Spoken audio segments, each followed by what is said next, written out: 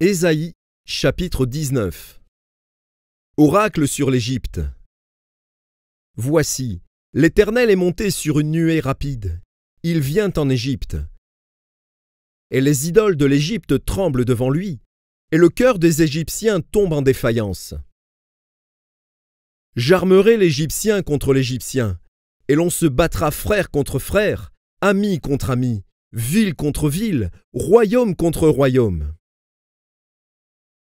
L'esprit de l'Égypte disparaîtra du milieu d'elle, et j'anéantirai son conseil.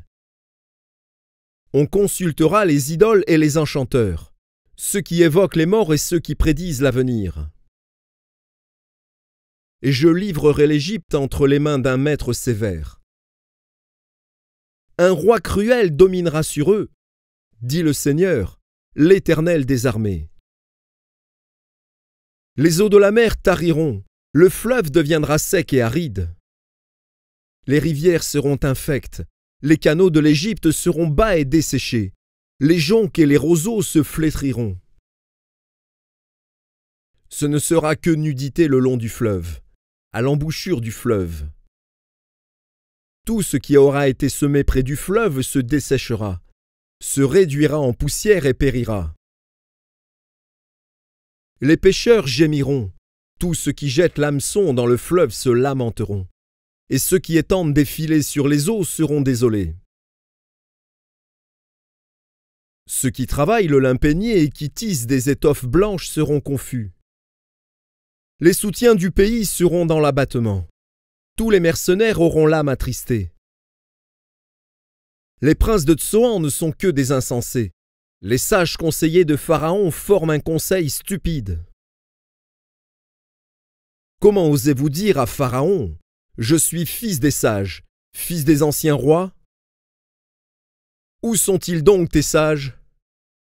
Qu'ils te fassent des révélations, et qu'on apprenne ce que l'Éternel des armées a résolu contre l'Égypte. Les princes de Tsoan sont fous, les princes de Nob sont dans l'illusion, les chefs des tribus égarent l'Égypte. L'Éternel a répandu au milieu d'elle un esprit de vertige, pour qu'il fasse chanceler les Égyptiens dans tous leurs actes, comme un homme ivre chancelle en vomissant. Et l'Égypte sera hors d'état de faire ce que font la tête et la queue, la branche de palmier et le roseau. En ce jour, l'Égypte sera comme des femmes.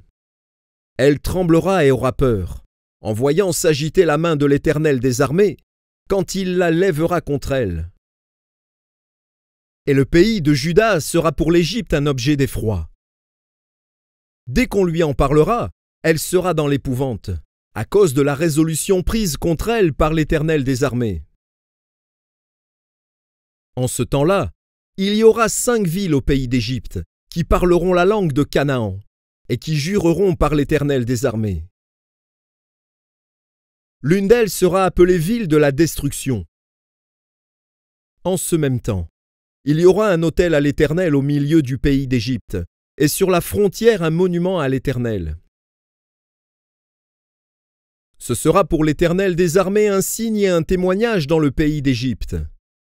Ils crieront à l'Éternel à cause des oppresseurs, et il leur enverra un sauveur et un défenseur pour les délivrer. Et l'Éternel sera connu des Égyptiens, et les Égyptiens connaîtront l'Éternel en ce jour-là. Ils feront des sacrifices et des offrandes, ils feront des vœux à l'Éternel et les accompliront. Ainsi l'Éternel frappera les Égyptiens. Il les frappera, mais il les guérira. Et ils se convertiront à l'Éternel, qui les exaucera et les guérira. En ce même temps, il y aura une route d'Égypte en Assyrie. Les Assyriens iront en Égypte, et les Égyptiens en Assyrie. Et les Égyptiens avec les Assyriens serviront l'Éternel. En ce même temps, Israël sera, lui 3e, uni à l'Égypte et à la Syrie, et ces pays seront l'objet d'une bénédiction. L'Éternel des armées les bénira, en disant, « Béni soit l'Égypte, mon peuple, et la Syrie, œuvre de mes mains, et Israël, mon héritage.